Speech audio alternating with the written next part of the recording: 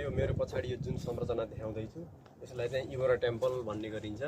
यो आजभन्दा 1900 वर्ष अगाडि रोमहरू आफ्नो साम्राज्य विस्तार गर्दै आउँदा यो पोर्चुगलको यो इगोरा भन्ने ठाउँमा चाहिँ एउटा साम्राज्य बसालेको थियो रोमले।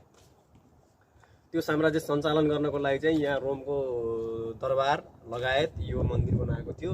त्यति बेलाको त्यो दरबार अहिले छैन, त्यो पूर्ण रूपमा विक्षेप्त भइसकेको छ। अब त्यो हामीले हेर्न पाइएन, त्यो एउटा दुर्भाग्यवश भनौँ। यो रोमको टेम्पल, त्यति बेलाको रोमको मन्दिर हो, त्यति बेलाको रोमको रानीले बनाउन लगाएको मन्दिर हो भनेर चाहिँ त्यहाँ लेखेको छ। त्यहाँ यो 1910 मा चाहिँ यो 1910 सम्म चाहिँ यसलाई खासै हेरिएको थिएन, यसको खासै संरक्षण गरिएको पनि थिएन।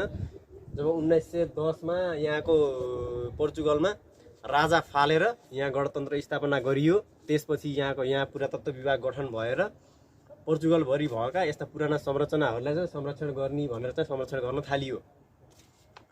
जब यसरी संरक्षण गर्न थालियो त्यसपछि संरक्षण गर्दाखेरि त्यति बेला यो बनाउन सकिन्थ्यो। अझै पनि यो पिल्लरहरू देख्नु भएको छ, यो पिल्लरहरू अझै धेरै थिए। यो पिल्लरहरू त्यहाँ कति पिल्लरहरू ढले, कति पिल्लरहरू कहाँ गए, कता हराए, जे त्यति बेलासम्म 1910 सम्म जस्तो अवस्थामा थियो त्यस्तै अवस्थामा पुरातत्व विभागले त्यसैलाई चाहिँ संरक्षण गर्ने भनेर त्यसमा केही थपघट नगरिकन यो संरचना यस्तो बनाएको छ, यस्तै राखेको छ। 1910 आजभन्दा 115 वर्ष अगाडिदेखि यो संरचना यस्तै छ। यो संरचना यो भित्र हामी जान पाइँदैन, बाहिरबाट हेर्न पाइन्छ, अवलोकन गर्न पाइन्छ। त्यहाँ पढ्नको लागि चाहिँ नोटिस राखिदिएको छ, यसको इतिहास लगायत जानकारीको लागि चाहिँ त्यहाँ नोटिस राखिदिएको छ।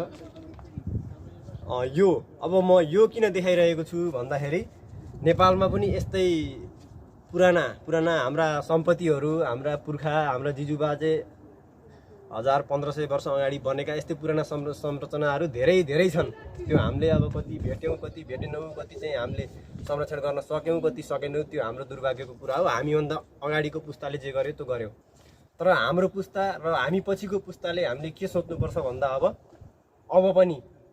अब पनि यसरी संरक्षण गर्न सकिएन भने नेपालमा एउटा काठमाडौँमा एउटा भीमसेन स्तम्भ भन्ने धरहरा थियो एउटा।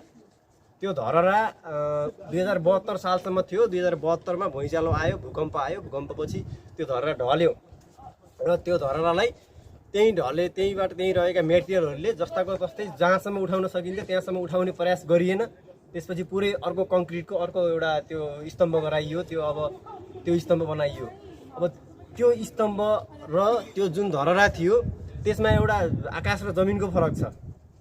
त्यो स्तम्भ कस्तो स्तम्भ हो भने त्यो स्तम्भबाट चाहिँ विभिन्न रिसर्चहरू गर्ने, विभिन्न खोज अनुसन्धानहरू गर्ने र त्यति बेलाको हाम्रो टेक्नोलोजी कस्तो थियो भनेर हाम्रा पुस्ताले पाउने जानकारी अब यो अहिले बनेको नयाँ जुन धरहराको नाम दिएको छ त्यो स्तम्भबाट चाहिँ अहिलेको पुस्ताले जानकारी पाउँदैन।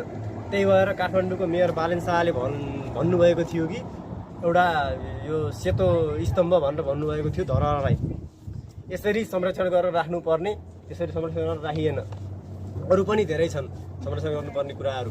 नेपालको सुदूरपश्चिम कर्णाली लगायतका पहाडी जिल्लाहरूमा यस्तै आजभन्दा 1200-1500 वर्ष अगाडि त्यहाँ विभिन्न कालखण्डमा बनेका यस्तै संरचनाहरू, यस्तै ढुङ्गाले बनेका संरचनाहरू यत्तिकै राम्रा देवल, अब त्यो नाम चाहिँ देवलहरू के लगायत त्यस्तै समथिङ के छ, त्यो गुठीहरू जस्ताहरू चाहिँ धेरै छन् रे। म पनि देखेको छैन, मैले पनि अलिकति सुनेको हो, युट्युबमा हेरेको हो र गुगलमा केही खोजेर म चाहिँ केही लेखेर ल्याएको थिएँ। यहाँ यस्ता रहेछन्।